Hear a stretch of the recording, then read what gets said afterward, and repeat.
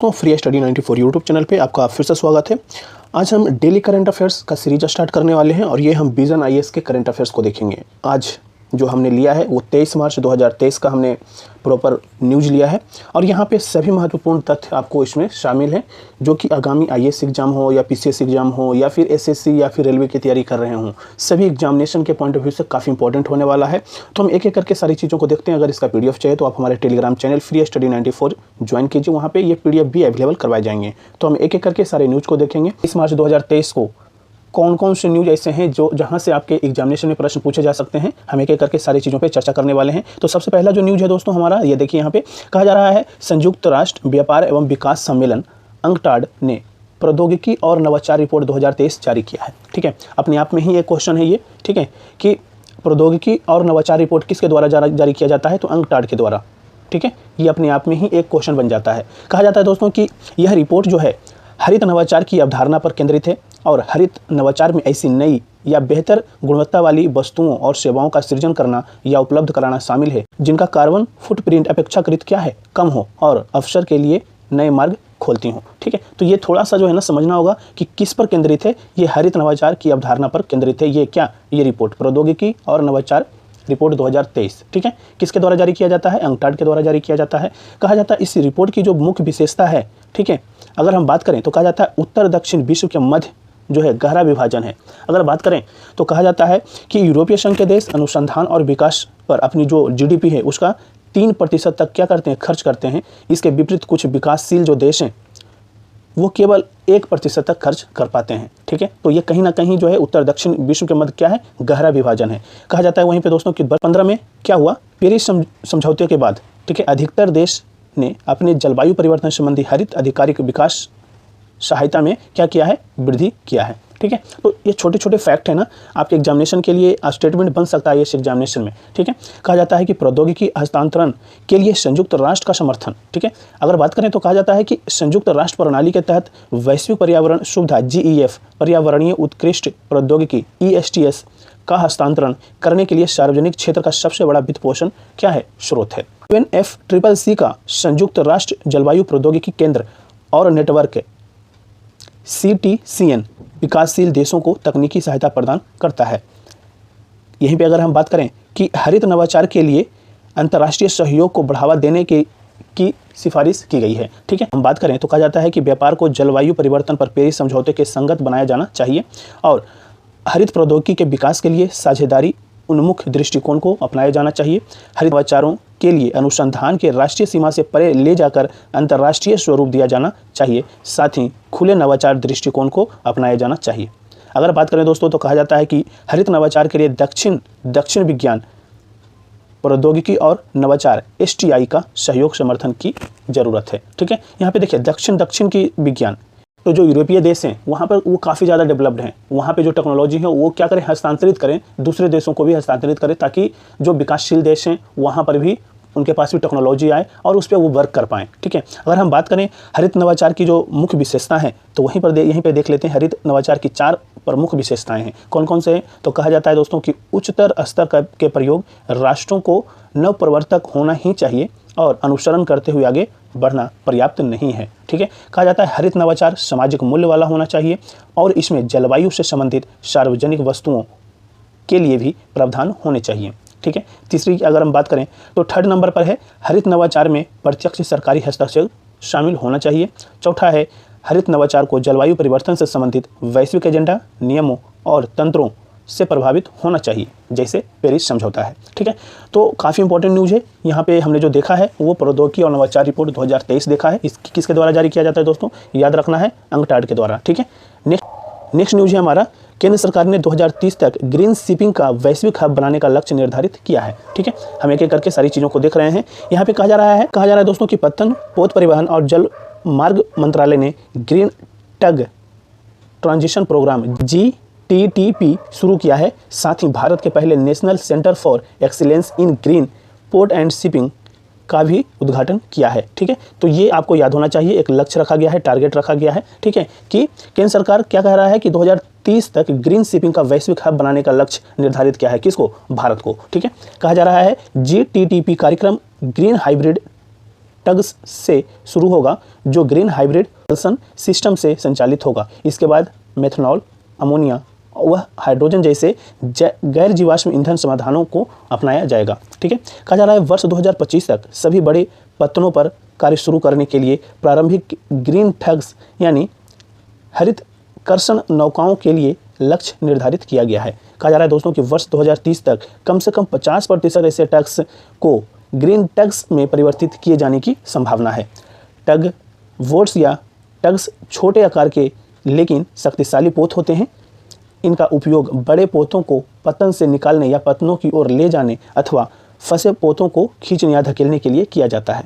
कहा जाता है ग्रीन टग के अगर हम बात करें लाभ अगर देखें तो कहा जाता है कि यह उत्सर्जन को काफ़ी कम कर देगा क्योंकि देश सतत विकास का लक्ष्य प्राप्त करने की दिशा में आगे बढ़ रहा है। कहा जाता है दोस्तों कि यह भारत के मिशन लाइफ आंदोलन और 2070 तक कार्बन तटस्थ बनने के प्रयासों के अनुकूल है। अगर हम बात करें कि national centre for excellence in green ports and shipping की तो कहा जाता है यह गुरुग्राम में स्थित है और यह संस्थान पतन पोत परिवहन जल मार्ग मंत्रालय तथा एनर्जी एंड रिसोर्सेज इंस्टीट्यूट टेरी के बीच सहयोग से स्थापित किया गया है। ठीक है, तो इसके बारे में आपको भी ध्यान होना चाहिए। इस संस्था का जो उद्देश्य है अगर हम बात करें तो कहा जाता है पतन तटीय और अंतर्देशीय जल परिवहन में मेक इन इंडिया को क्या करना है, मजबूत बनाना है। अगर हम बात करें कि ग्रीन शिपिंग के लिए बहुत सारे ऐसे पहल शुरू किया गया है, उस पर अगर हम बात करें कहा जाता है कि भारत को ग्रीन शिपिंग से संबंधित एक पायलट परियोजना का संचालन करने के लिए IMO ग्रीन वॉयज 2050 परियोजना के तहत पहले देश के रूप में चुना गया है। सतत समुद्री क्षेत्र और जीवंत नीली अर्थव्यवस्था के लिए मैरी टाइम विजन डॉक्यूमेंट्स 2030 जारी किया गया है। पारादीप दीनदयाल पत्तन बियो चिदम्बरम पत्तन को हाइड्रोजन हब के रूप में विकसित किया जाएगा। ये हाइड्रोजन हब 2030 तक हरित हाइड्रोजन का प्रबंधन, भंडारण और उत्पादन करने में क्या होगा, सक्षम होगा। तो ये जो आपने एक न्यूज़ देखा जो अभी हमने डिस्कस किया कि 2030 तक ग्रीन शिपिंग का वैश्विक हब बनाने का जो लक्ष्य रखा गया है केंद्र सरकार के द्वारा भारत को, तो ये काफ़ी इंपॉर्टेंट हो जाता है प्रीलिम्स के लिए भी और मेंस के लिए भी। कुछ ऐसे फैक्ट्स हैं जिसका आप इस्तेमाल अपने आंसर राइटिंग में भी कर सकते हैं और यहाँ से प्रीलिम्स में प्रश्न पूछे जा सकते हैं। ठीक है, तो हम एक एक करके आगे रहे हैं। ठीक है, हमारा नेक्स्ट न्यूज़ है वो है विदेश व्यापार महानिदेशालय DGFT ने जैव ईंधन की निर्यात नीति में क्या किया है, संशोधन किया है। ठीक है, तो हम एक एक करके चीज़ों को देख रहे हैं। कहा जा रहा है कि DGFT ने 2018 की अधिसूचना में संशोधन किया है और इसके तहत विशेष आर्थिक क्षेत्र SEZ और निर्यात उन्मुख इकाइयों से जैव ईंधन के निर्यात को अनुमति दी गई है। यह अनुमति ईंधन और गैर ईंधन दोनों उद्देश्यों के लिए बिना किसी प्रतिबंध के दी गई है। हालांकि इसके लिए जैव ईंधन का उत्पादन आयातित फीड स्टॉक का उपयोग करके ही किया जाना आवश्यक है। कहा जा रहा है दोस्तों कि जैव ईंधन के आयात और निर्यात दोनों के लिए लाइसेंस की आवश्यकता होती है। ठीक है, कहा जाता है जैव ईंधन ऊर्जा का नवीकरणीय रूप है और जीवाश्म ईंधन के विपरीत यह एक ऐसा हाइड्रोकार्बन ईंधन है जो कार्बनिक पदार्थों से कम समय में ही उत्पन्न किया जा सकता है। ठीक है, जैव ईंधन के प्रकार की अगर हम बात करें तो कहा जाता है बायो इथेनॉल, बायोडीजल, संपीड़ित बायोगैस, बायो हाइड्रोजन आदि। जैव ईंधन का अगर महत्व की अगर हम बात करें तो कहा जाता है यह ग्रीन हाउस गैस के उत्सर्जन को कम करता है और ऊर्जा का एक नवीकरणीय स्रोत है। इससे किसानों को अतिरिक्त आय के रूप में लाभ प्राप्त हो सकता है। कहा जाता है दोस्तों यहाँ पे कि यह बायोमास के प्रसंस्करण, भंडारण, समाधान और रोजगार सृजन के नए व्यवसायों के लिए अवसर प्रदान करता है। ठीक है, अगर हम बात करें यहीं पर तो कहा जाता है कि जैव ईंधन को बढ़ावा देने के लिए सरकार की नीतियाँ कौन कौन सी हैं, तो कहा जाता है कि जैव ईंधन पर राष्ट्रीय नीति 2018 के तहत 2030 तक 20% इथेनॉल मिश्रण और 5% बायोडीजल सम्मिश्रण का लक्ष्य रखा गया है। ठीक है, प्रधानमंत्री जीवन जैव ईंधन वातावरण अनुकूल फसल अवशेष निवारण योजना 2019 की शुरुआत की गई है। गोवर्धन योजना 2018 की शुरुआत की गई है और CBG यानी संपीड़ित बायोगैस उत्पादन के लिए बेहतर परिवेश बनाने हेतु sustainable alternative towards affordable transportation सतत पहल आरंभ किया गया है। तो बहुत सारे ऐसे जो हैं सरकार कदम उठाए हैं जो जैव ईंधन को बढ़ावा जिससे दिया जा सकता है। तो अगर हम बात करें यहीं पे अगर हम बात करें दोस्तों तो कहा जाता है यहाँ पे देखिए कि प्रथम पीढ़ी में जो आता है बायोगैस के अंतर्गत तो देखा जाता है खाद्य बायोमास आता है जैसे चुकंदर, गन्ना, गेहूँ, मकई, तिलहन। अगर दूसरी पीढ़ी की अगर हम बात करें तो गैर खाद्य बायोमास की अगर हम बात करें तो लकड़ी, घास, पुआल, अपशिष्ट। तीसरी पीढ़ी की अगर हम बात करें तो शैवाल बायोमास आता है जिसमें माइक्रो शैवाल आता है। चौथी पीढ़ी की अगर हम बात करें तो इसमें नवीन खोजें आते हैं, जैसे पायरोलिसिस, सौर ऊर्जा से ईंधन का प्राप्त करना, ठीक है, आनुवांशिक रूप से संशोधित जीव, ठीक है। तो ये सारे चौथी पीढ़ी के अंतर्गत आते हैं, थोड़ा सा ध्यान रखना होगा। नेक्स्ट न्यूज़ पे हम आए तो कहा जा रहा है कि प्रधानमंत्री ने भारत 6G विजन डॉक्यूमेंट्स जारी किए हैं, ठीक है। तो इसके अंतर्गत क्या क्या चीज़ें प्रावधान है, हम एक एक करके सारी चीज़ों को देखने की कोशिश करते हैं कि आखिर इसके अंतर्गत क्या क्या प्रावधान किया गया है, ठीक है। कहा जा रहा है दोस्तों कि भारत 6G विजन डॉक्यूमेंट्स को technology innovation group on 6G ने तैयार किया है। इस समूह का गठन नवंबर 2021 में संचार मंत्रालय के दूरसंचार विभाग DOT ने किया था। इसका जो उद्देश्य है, ऐसी 6G नेटवर्क तकनीक का डिज़ाइन, विकास और उन्हें लागू करना है जो सर्वव्यापी रूप से कुशल हों और सुरक्षित कनेक्टिविटी प्रदान करती हूँ। कहा जाता है कि विजन डॉक्यूमेंट्स के मुख्य बिंदु की अगर हम बात करें तो कहा जाता है कि भारत 6G मिशन को 2 चरणों में विभाजित किया जा सकता है। प्रथम जो चरण होगा वो 2023 से 2025 के बीच का होगा। इसमें अन्वेषणात्मक विचारों, जोखिमपूर्ण मार्गों और प्रूफ ऑफ कॉन्सेप्ट्स टेस्ट का समर्थन करना शामिल है। चरण 2 की अगर हम बात करें फेज 2 का तो 2025 से 2030 के बीच होगा और इसमें कहा जाता है कि इसमें संभावित प्रौद्योगिकी समाधानों पर विचार करना और उसे उपलब्ध कराना शामिल है। एक शीर्ष परिषद का गठन किया जाएगा इसके अंतर्गत और इस परिषद का जो कार्य होगा वो चरणवार उद्देश्यों को निर्धारित करना, अनुसंधान और नवाचार मार्गों का चयन करना तथा उनके लिए वित्तीय सहायता को मंजूरी प्रदान करना होगा, इनका वर्क होगा, ठीक है। कहा जाता है इस परिषद का जो मुख्य बल होगा दोस्तों वो नई तकनीकों जैसे टेराहर्ट्ज संचार, रेडियो इंटरफेस, टैक्टाइल इंटरनेट आदि पर होगा, इनका जो है मुख्य फोकस होगा, ठीक है। कहा जाता है प्रधानमंत्री ने 6G अनुसंधान और विकास टेस्ट बेड का भी शुभारंभ किया था। इस टेस्ट बेड का विकास भारतीय प्रौद्योगिकी संस्थान IITs के एक समूह ने मिलकर किया है। इसमें IIT गुवाहाटी और IIT मद्रास शामिल थे। कहा जाता है दोस्तों कि यह टेस्ट बेड अकादमिक संस्थानों, उद्योगों, स्टार्टअप्स, MSMEs आदि को नई सूचना संचार प्रौद्योगिकियों का परीक्षण करने और प्रमाणित करने के लिए एक मंच प्रदान करेगा, ठीक है। अगर हम बात करें यहीं पे तो कहा जाता है कि 6G नेटवर्क 5G की अगली पीढ़ी है और 6G नेटवर्क की स्पीड 1 टेराबाइट पर सेकेंड होगा। लेटेंसी विलंबित भी अल्ट्रा लो होगा। यह रेडियो स्पेक्ट्रम की उच्चतर आवृत्तियों का उपयोग करके संचालित होंगी, ठीक है। कहा जाए 6G के उपयोग की तो सुदूरवर्ती रिमोट एरिया नियंत्रित कारखानों, लगातार संचार करने वाली स्वचालित कारें और धारण करने योग्य स्मार्ट उपकरण, ठीक है।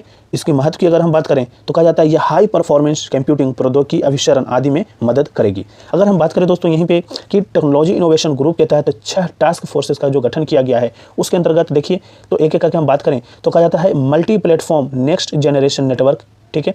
दूसरा हो जाएगा मानकीकरण, ये स्तंभ हैं 6G विजन के स्तंभ हैं, ठीक है।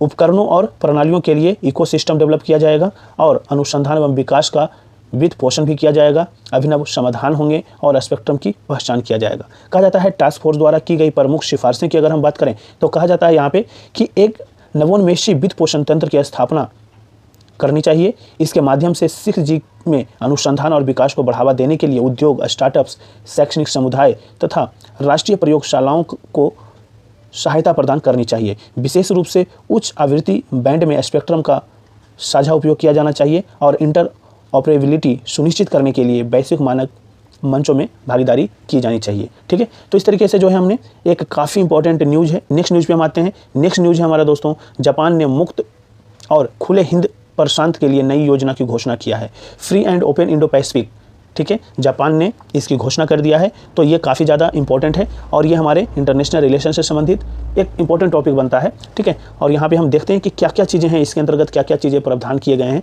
तो कहा जाता है कि जापान के प्रधानमंत्री ने free and open Indo Pacific योजना की घोषणा की है। कब, कहाँ की है? तो अपनी भारत यात्रा के दौरान की है। तो ये अपने आप में इंपॉर्टेंट हो जाता है। कहा जाता है free and open Indo Pacific हिंद प्रशांत क्षेत्र में चीन की बढ़ती आक्रामकता को रोकने के उद्देश्य से शुरू किया गया यह एक पहल है। जापान की free and open Indo Pacific की अवधारणा भारत के हिंद प्रशांत महासागर पहल की अवधारणा के समान है, ठीक है। Free and open Indo Pacific के मूल सिद्धांतों में स्वतंत्रता और कानून के शासन की रक्षा करना, साथ ही विविधता, समावेशिता और खुलेपन का सम्मान करना शामिल है।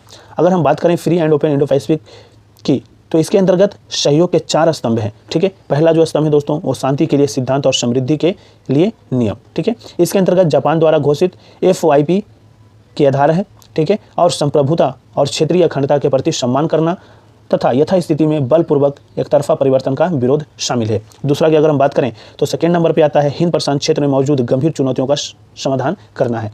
इसके तहत यह ग्लोबल कॉमन्स के समक्ष लगातार बढ़ती जा रही चुनौतियों का सामना करने के लिए सहयोग पर बल देता है और ग्लोबल कॉमन्स जैसे जलवायु और पर्यावरण, वैश्विक स्वास्थ्य, साइबर स्पेस आदि शामिल है। ठीक है, अगर हम बात करें तीसरे पे तो बहुस्तरीय कनेक्टिविटी की बात करता है। जापान 3 क्षेत्रों पर ध्यान केंद्रित करेगा, जैसे दक्षिण पूर्व एशिया, दक्षिण एशिया, पूर्वोत्तर भारत पर विशेष ध्यान और प्रशांत द्वीप समूह क्षेत्र पर प्रॉपर इनका फोकस होगा। समुद्र से वायु तक की रक्षा और सुरक्षित उपयोग के लिए प्रयासों का विस्तार करना, महासागरों को बढ़ते भू राजनीतिक जोखिम से मुक्त करना। जापान ने मानव संसाधन विकास के माध्यम से प्रत्येक देश की समुद्री कानून प्रवर्तन क्षमताओं को मजबूत करने में मदद करने का आश्वासन दिया है। तो ये काफ़ी इंपॉर्टेंट है। जापान ने मुक्त और खुले हिंद प्रशांत के लिए नई योजना की घोषणा किया है। न्यूज़ में हम आए तो यहाँ पे कहा जा रहा है संयुक्त राष्ट्र विश्व जल विकास रिपोर्ट 2023।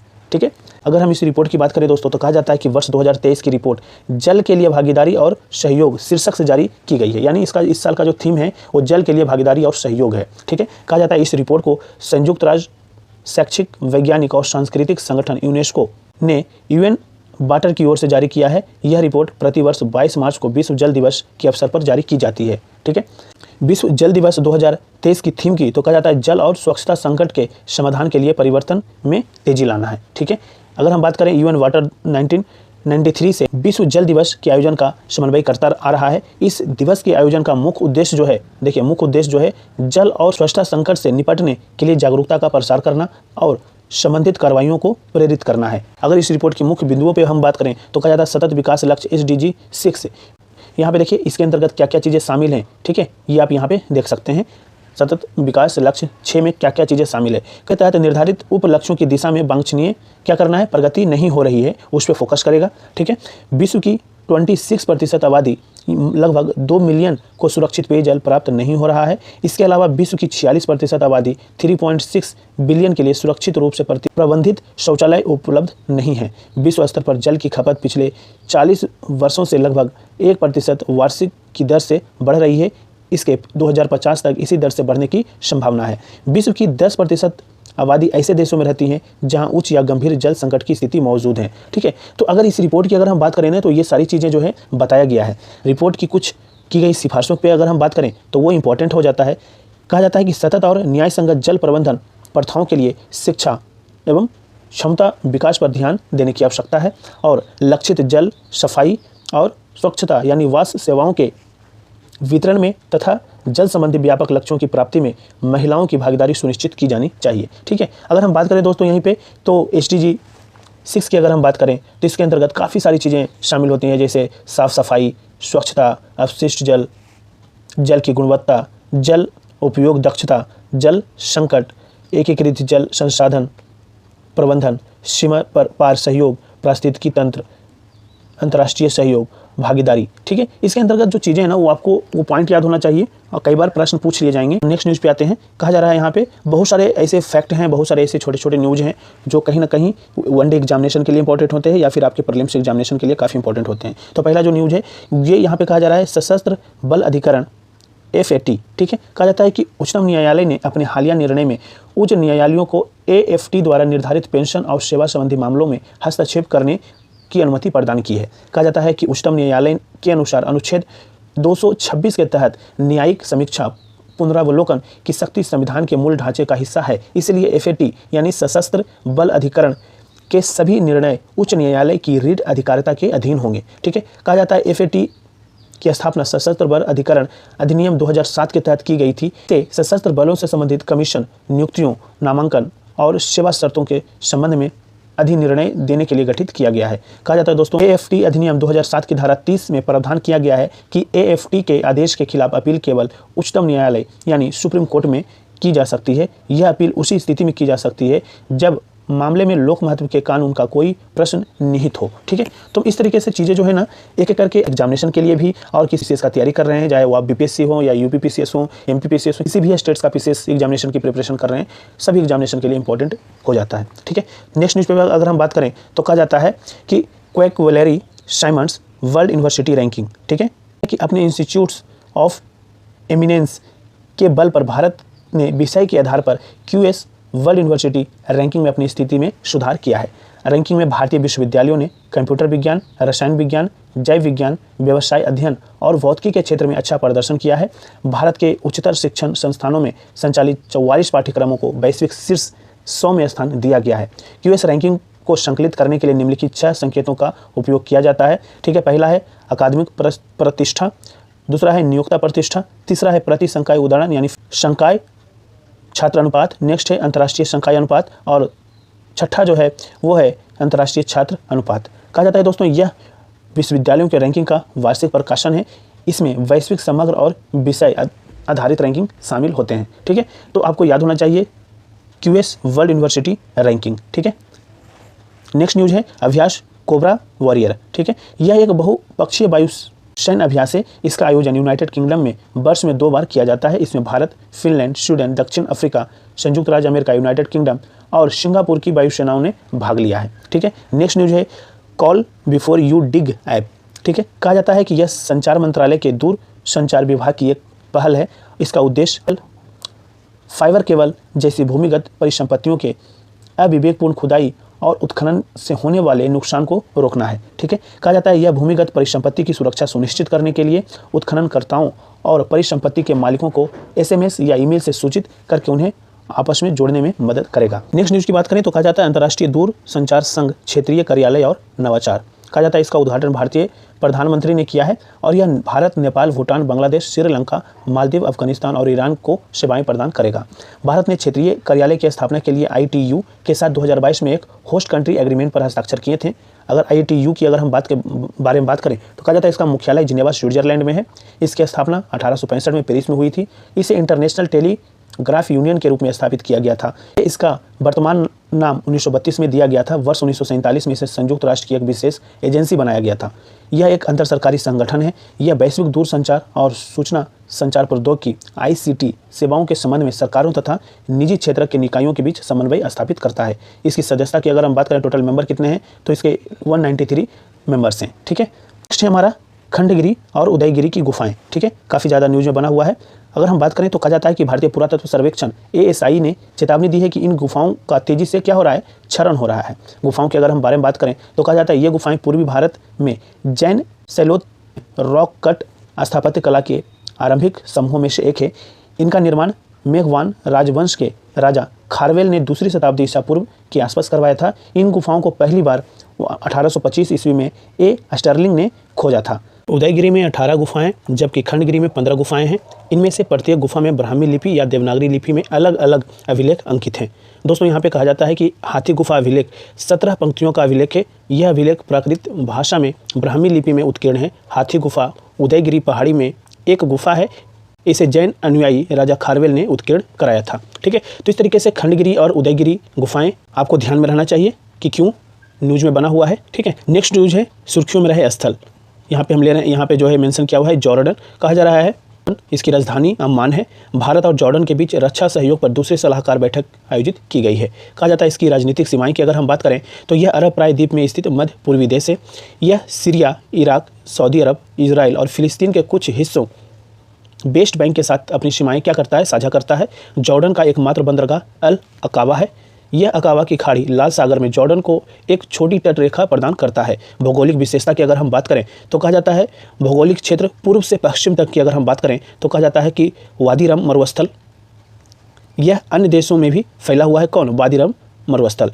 उच्च भूमि और जॉर्डन घाटी, यह घाटी विशाल पूर्वी अफ्रीकी भ्रंश प्रणाली का उत्तर पश्चिमी भाग है। ठीक है, यहीं पे अगर हम बात करें प्रमुख नदी तो जॉर्डन नदी है यहाँ पे, और उच्चतम बिंदु की बात करें तो जबल अद दमी है। ठीक है, न्यूनतम बिंदु की बात करें तो मृत सागर है। तो इस तरीके से दोस्तों हमारा जो है 23 मार्च 2023 का जो न्यूज है जो कि हमने विजन करंट अफेयर से किया है। ठीक है, विजन IAS करंट अफेयर से किया है, जो काफ़ी इंपॉर्टेंट सारे प्रीलिम्स और मेंस के पॉइंट ऑफ व्यू से काफ़ी इंपॉर्टेंट है। अगर वीडियो पसंद आया हो तो लाइक जरूर कीजिए, और अभी हमारे चैनल पे नए हैं तो चैनल को सब्सक्राइब जरूर कर लीजिएगा। Thank you so much.